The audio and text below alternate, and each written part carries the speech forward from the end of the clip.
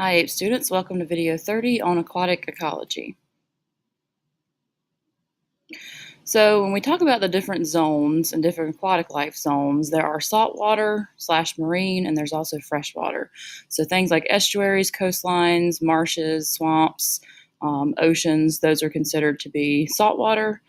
Freshwater would be lakes and ponds, streams and rivers, and any inland wetlands like marshes or swamps that are not going to be along the coast.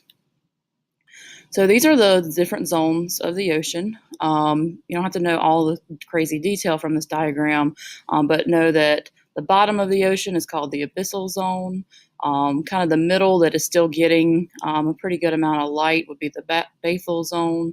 And then the top portion of the ocean is called the euphotic. This one is where a lot of the light is penetrating. You also have the continental shelf over here off to the side. And then you'll have the estuaries, high tide, coastal zone. This is where most of your biodiversity is going to be in the ocean.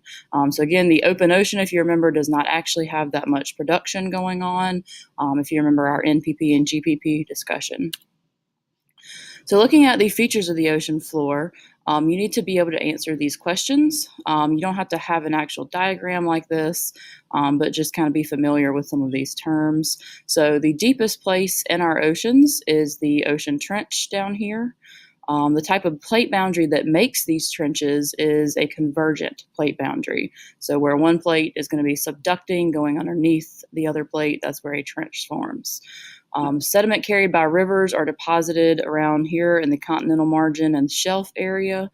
That's going to be where all your sediment is deposited. Plate boundary that is located at a mid-ocean ridge. So here's a mid-ocean ridge, basically an underwater mountain chain.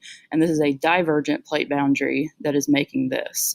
And if you remember, divergent is where sea crust is actually getting formed, and then it's pushing out on either side, going away from the boundary. So here's just another way of looking at this. Again, here's the mid-ocean ridge. Here's where magma is coming up. It will be pushing out on either side. Here's going to be your trench over here. And then here's your abyssal zone that we just talked about as well.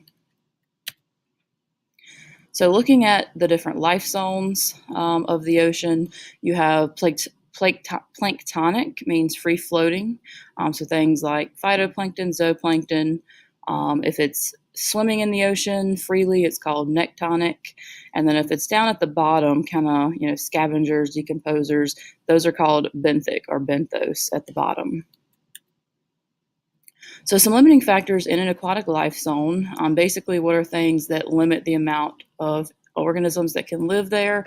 You're going to have temperature, light, clarity and turbidity, dissolved oxygen, and salt concentrations. These are some of the limiting factors. Another limiting factor, this is specific to the ocean. You see this oxygen curve going down, and then the corresponding carbon dioxide curve kind of going up at the same time. So the less oxygen you have, the less organisms you're going to have. More specific to having less oxygen, they'll have to be adapted to that. So looking at freshwater wetlands, freshwater wetlands are covered with freshwater for most of the year. These things include marshes and swamps. Marsh contains non-woody plants, swamps have woody plants. Those are really the only difference here. And most of our marshes and wetlands, you'll notice down here, are in the southeast United States. So a couple of different things about why wetlands are important, just be able to have a few. They buffer shorelines against erosion, so they kind of, break the waves that are coming through. They trap and filter sediments, nutrients, pollution, all those sorts of things. They reduce flooding, they protect agriculture, provide habitats for fish, especially nursing grounds, and they provide habitats for endangered species as well. So we're going to look at lotic systems. These are river systems, so we're going to look at each one of these different zones. So the lotic zones, the first is the source. These are your headwaters. They're very steep. They have high dissolved oxygen content. The water is moving very fast. It's also really cold. So if we go back and look real quick, this is our source region, mountains. Transition is very slow and warm. It's going to be lower dissolved oxygen. We're getting away from the fast moving waters. So again, here's your transition zone, floodplain area. And then the floodplain is flat meanders. These are going to be very slow moving waters. You actually start to get those curves, which are the meanders. The lowest amount of dissolved oxygen. They're really quiet. This is where your wetlands would be located. Looking at the life zones of a lake, it might be beneficial to draw like a little bowl shape and then label these. So benthic, again, is the bottom part. So we're kind of keeping a lot of these terms similar. Benthic organisms at the bottom of the ocean. This is the benthic at the bottom of the lake. Profundal zone is very deep, but not quite at the bottom. No photosynthesis is going to be happening here, or very little. Limnetic is the open area away from the shoreline that gets a lot of the light. And then the littoral zone is going to be to the shore to where plants can't grow roots. And this is going to be your highest diversity there. So when we classify different lakes, we're classifying them based on nutrient content. So we're doing a eutrophication lab. That's kind of what we're talking about here. So if it's oligotrophic, that means it's very nutrient poor. It looks like this lake. It's very clear. There's not a lot of stuff growing in it. If it's eutrophic, that means it's very nutrient rich. You might see a lot of the green algae, things of that nature. So oligotrophic lakes are very new. Again, they're nutrient poor. They have very steep banks. They also have low net primary productivity.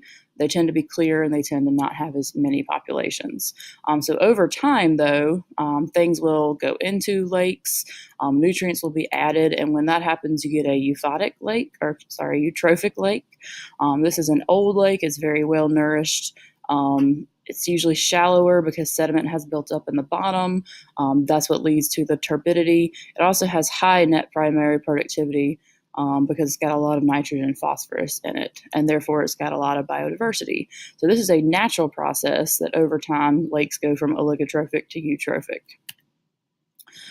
So think about in your fish tank, if you don't clean it after a while, it will eventually look like this. This is an algal bloom, and the reason that it forms is because you have excess nutrients, nitrogen and phosphorus. Usually it's from fish waste, but you can also get this in some other ways. So cultural eutrophication is the process where people are causing eutrophication to happen faster than it naturally would. So plants are using phosphorus and nitrogen, and they're growing out of control, mainly because of surface water runoff leading into the stream that takes with it phosphorus and nitrogen from our fertilizers. So because the plants have grown out of control, they now overpopulate, and then they're going to die. And after plants die, bacteria decompose them in the process of decomposition, and this process uses up oxygen in the water, which is your respiration process. And if you don't know, you do need to know this formula, opposite of photosynthesis. So bacteria are going to use up this oxygen. They're also releasing carbon dioxide into the system. So therefore, there's no oxygen left for aquatic life, and they're going to die, just like these fish over here. So this will be an oligotrophic lake. You're adding nutrients, fertilizer, and then eventually you have a decrease in dissolved oxygen and the fish will die. So if it's a hypoxic situation, that means that oxygen is just reduced but not completely gone. If it's anoxic, that means there's no oxygen left and you're going to have big fish kills. So this is a picture of a fish or a situation in the Outer Banks called the red tide. This was a red algal bloom. It was very toxic, and the government was actually warning people about getting in the water at all because it would be toxic to humans as well as the organisms living in there. And then here is what a fish kill might look like. Basically, they suffocate and they die and they'll wash up on shore. Very sad situation, and as you can imagine, this is not good for our fisheries. All right. Let me know if you have any questions. Be ready for a quiz.